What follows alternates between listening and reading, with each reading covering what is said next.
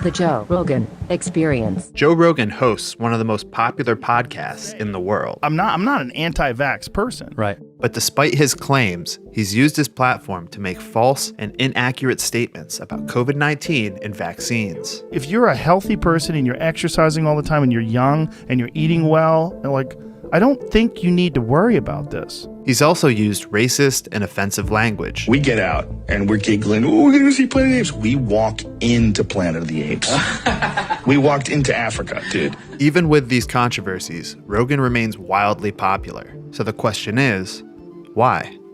I've probably spent hundreds of hours listening to Joe Rogan. Yeah, no, easily hundreds of hours. Gabriel Wisniewski Parks is a research fellow at UNC Greensboro who has studied Rogan's appeal. What makes him so magnetic to his audience is his very vocal resistance to tribalism. This is somebody who can have on his podcast Ben Shapiro and Alex Jones and have deep and interesting, meaningful conversations with them. And then in the one other breath, he can have on Cornel West and Bernie Sanders and do the exact same thing. And this really resonates with people. And one other connection we can make that I don't think should be overestimated is Joe Rogan's background as a stand-up comedian, this archetype of the comedian as the truth teller.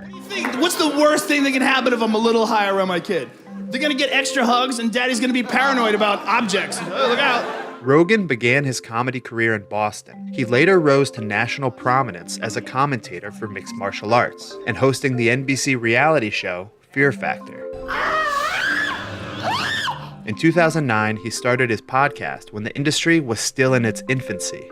As the popularity of the medium grew, so too did Rogan's show, which allowed him to book bigger guests. Joe Rogan does have these off-the-cuff conversations, and I think that there's a reason why that format has become so popular. Kat Rosenfield is a freelance culture writer who wrote about Joe Rogan for the publication The New Statesman. The audience feels they're being trusted to draw their own conclusions, and that stands in really stark contrast to the way that a lot of other outlets have sort of shifted in the direction of covering the news and analyzing the news in a way that feels like it's really pushing the audience towards making the proper conclusions. Rogan recently apologized for his past use of racial slurs on his podcast. There's nothing I can do to take that back.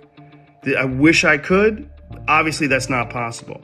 And while many found his apology lacking, it might have the opposite effect on his fans. If anything, I think it makes him even more credible in their minds because it's relatable to see somebody like Joe have to perform this learning himself.